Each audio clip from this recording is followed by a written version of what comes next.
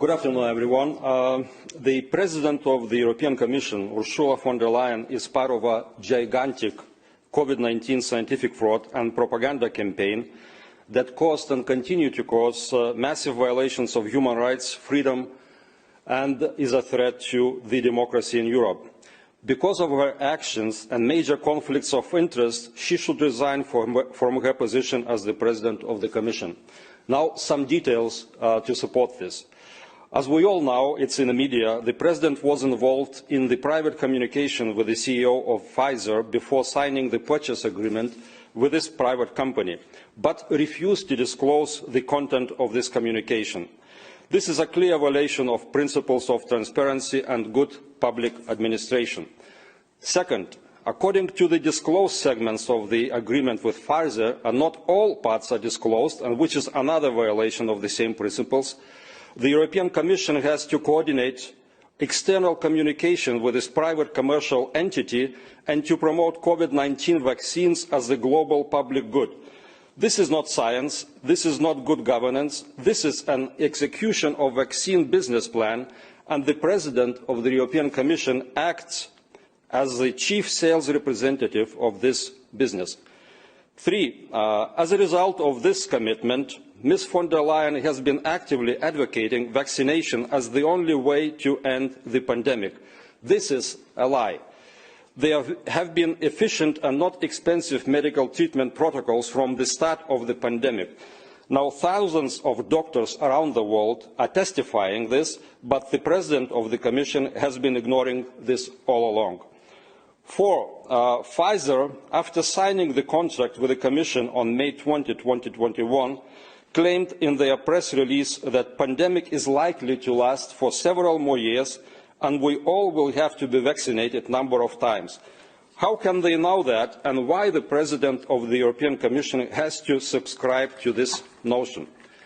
Number five, the Commission has been cooperating with social networks on so-called fact-checking, in other words, censorship of scientific and public debates about COVID-19.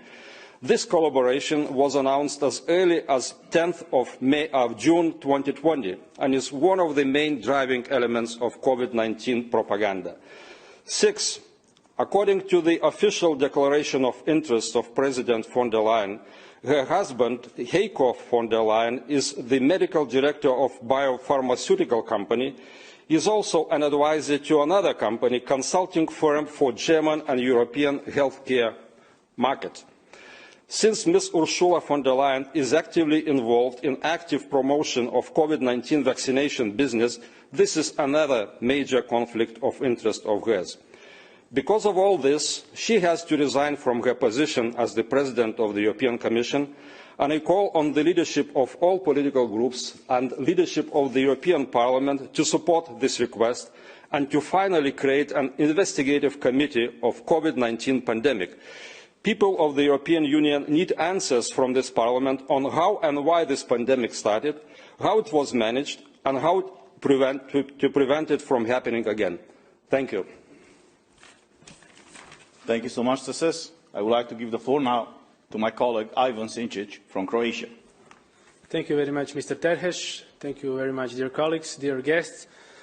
I would like to say a few words about mandates, especially digital COVID certificate mandates and, of course, vaccine mandates, especially in the light of an idea that comes from the European institutions about prolonging for 1 year, that means to 2023, the digital COVID certificate. I will say it loud and clear, we are strongly against that. Digital COVID certificate has been proven completely useless, not just useless, it was proven to be backfiring, to be counter-effective. It gives people a false sense of security. It has become a tool of pandemic marketing, forcing people. Now governments are openly admitting it, that it was a tool to put pressure on the people to take the vaccines. The DGC itself is undemocratic. It is blackmailing citizens of Europe for their fundamental rights, for their human rights, for their constitutional rights. In some countries, unless you have a DGC, you cannot access your job, you cannot access your supermarket or store, you cannot access public buildings, etc., etc. It is, as I said, not just useless, it is backfiring, and it is basically a license to spread and infect. There is a James Bond movie from the 1980s saying license to kill, and what we have here is an analogy. We have a license to spread and infect. If you're vaccinated, you're considered safe, even though science has proved to us, not just now and in the last months, but before the DGC was even implemented, for example, in the European Parliament in November, there were major scientific evidence in the Lancet and others saying that vaccinated people also can spread the disease almost at the same level as unvaccinated. And this is just one of the evidences. But European institutions continue to ignore this. They continue to ignore these facts. Luckily, some governments, especially recently, have decided to abolish all measures and mandates, and they have set a path to a normal life, or to old normal.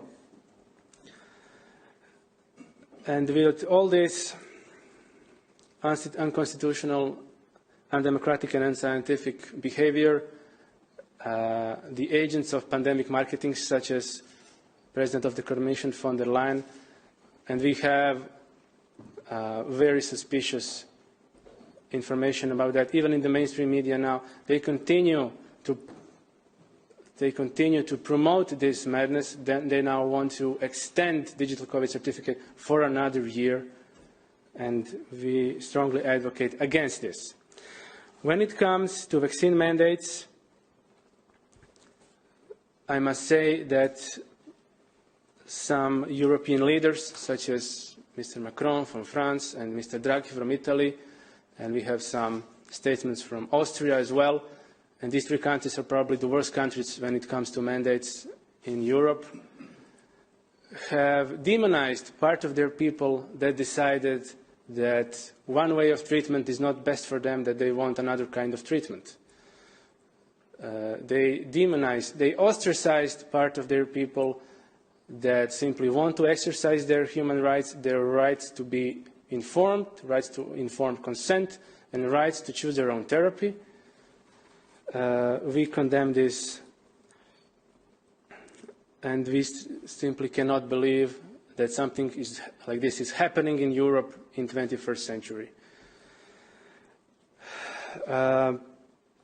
Basically, why would anyone, like the Austrian government, want to force their population to take experimental medical product? And the last year has shown to us very low effective, very low quality medical products with plenty of side effects, more than all the other products combined in 30 years, with zero long-term safety. Why would any government in the world or in Europe want to do that, to experiment on its own people, not knowing what will happen in 2 years, 5 years, 10 years?